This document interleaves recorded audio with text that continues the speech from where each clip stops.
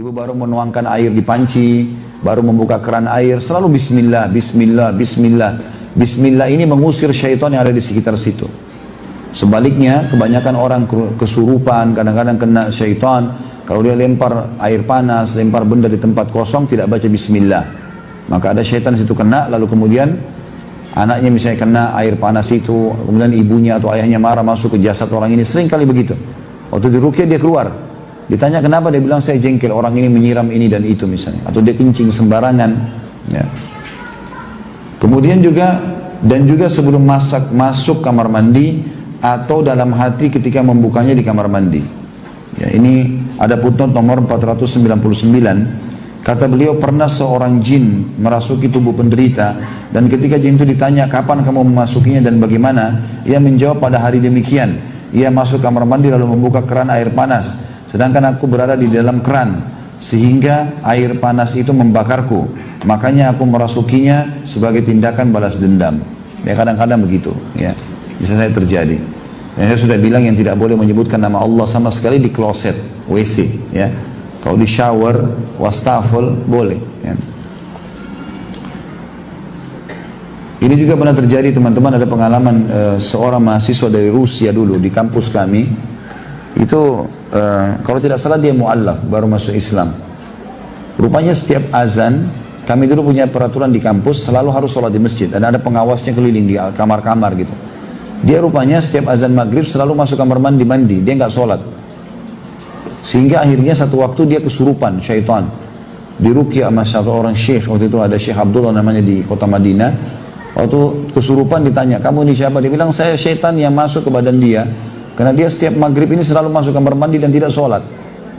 Jadi subhanallah, ada saja cara syaitan memasuki orang yang jauh dari jalan Allah subhanahu wa ta'ala.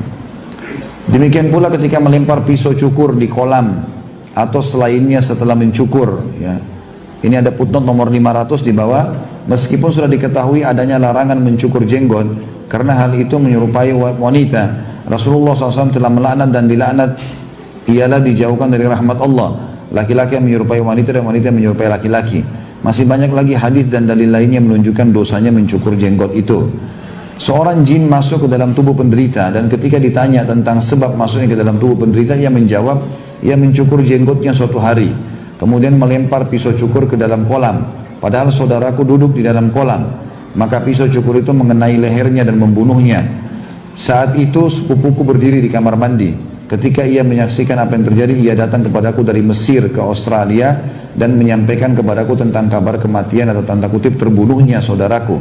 Aku pun pergi untuk membalas laki-laki tersebut.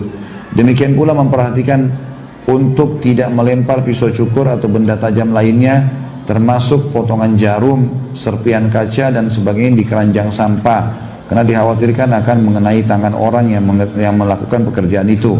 Pisau cukur dan serpian kaca ini bisa dikumpulkan pada wadah tersendiri, kemudian ditutup dengan baik, kemudian tidak mudah dibuka, ya, sehingga tidak mudah dibuka, lalu diletakkan di tempat atau di tengah tempat sampah hingga tidak melukai seorang pun. Lanjutan ke paragraf atas ya.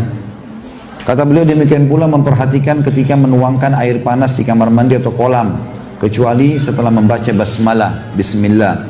Demikian pula ketika seseorang melewati batu besar di jalan, lalu hendak menjatuhkannya dari tengah jalan, maka Anda lihat ia mengangkatnya, lalu melemparnya jauh-jauh tanpa menyebut nama Allah ketika melemparnya, karena dikhawatirkan ia melempar batu tersebut pada salah satu arah jin yang duduk di jalan tanpa mengetahui orang tersebut melempar batu.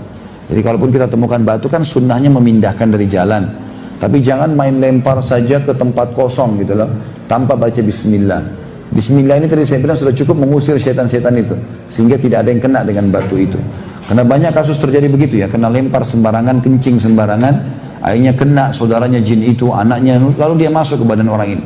Walaupun tidak lama, beda antara syaitan masuk ke badan seperti ini karena dia marah, dengan orang yang syaitan yang dikirim oleh penyihir itu bisa lebih lama.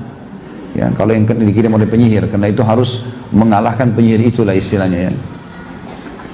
Demikian juga di antara waktu masuknya jin dalam tubuh manusia, ialah ketika sangat ketakutan, seperti orang yang sudah biasa melalui jalan yang sama setiap harinya pada waktu akhir malam, dan tidak pernah terbersit dalam hatinya bahwa jin bisa merasuki tubuhnya. Namun ketika ia mendengar tentang masuknya jin dalam tubuh manusia dan bahwa salah satu tempat jin adalah tempat yang kosong, maka ia pun mulai ketakutan terhadap kerasukan jin. Akhirnya ia pun kerasukan jin. Artinya tidak boleh takut dimanapun kita lewat. Sedikit ada was-was, merinding, a'udzubillahi minasyaitonirrajim. Ucapkan sampai hilang. Jangan takut. Kalau kita lewat sebuah tempat sunyi, kita takut nih. Malah kita diam baca a'udzubillahi minasyaitonirrajim. A'udzubillahi minasyaitonirrajim. Sudah merasa tenang kita jalan. Atau bisa sambil jalan kita membacanya. Tidak usah takut. Itu cuma was-was saja. Was-was syaitan. Kadang-kadang memang ada di antara syaitan yang mempermainkan manusia. Dia ingin kita takut. Karena ketakutan itu akan bisa membuat dia menguasai kita. Demikian pula apa yang tersebar di kalangan banyak gadis. Yaitu mereka masuk kamar mandi dengan membawa pemutar musik. Atau mendengarkannya dan menari. Mengikuti alunan nadanya di dalam kamar mandi. Bahkan kadang-kadang ada orang di kamar mandinya atau di bathtubnya ada musik, ya. Dia sambil mandi berendam sambil dengar musik, ya. Sebagaimana sudah menjadi ketetapan bahwa alam jin itu seperti alam manusia. Di sana terdapat jin pemuda, remaja, tua, anak-anak dan sebagainya. Ada kalanya jin pemuda atau remaja menyaksikan gadis yang sedang menari dengan telanjang dalam kamar mandi atau di depan cermin. Lalu ia jatuh cinta padanya, lantas merasuki tubuhnya. Demikian pula banyak berdiri di depan cermin, memperhatikan tubuhnya dan bagian-bagian tubuh vitalnya. Itu ada punten nomor 501. Apa yang dikatakan bahwa saudara laki-laki gadis yang tinggal di bawah tanah dan juga pemuda yang saudara perempuannya tinggal di bawah tanah akan cemburu dan sebagainya. Maka semua itu adalah kebodohan, kebatilan dan khurafat. Tidak benar sama sekali. Jadi kadang-kadang ada orang bilang, oh ini penjaga rumah, oh ini saudaranya ini. Ya. Ada orang bahkan menganggap ada saudaranya hewan. Ini bersaudara dengan buaya lah, ini bersaudara dengan inilah dan segala macam. Ini tidak pernah ada dalam riwayat manusia masalah itu ya. Apalagi dalam masalah agama. Maka ini tentu tidak benar, kadang-kadang khurafat. Tapi yang benar memang ada jin-jin yang kadang-kadang mengganggu. Ya, jadi kalau kita lagi sendirian pun di kamar mandi boleh kita tidak menggunakan pakaian. Tapi sebatas memang kita butuh untuk mandi. Selepas itu kita pergi. Tutup badan kita lalu kita pergi. Tapi orang kalau sengaja menari-menari lagi mandi, sengaja membayangkan ini dan itu gitu kan, maka itu bisa membuat syaitan pun tertarik dengan dia. Yang itu berbahaya.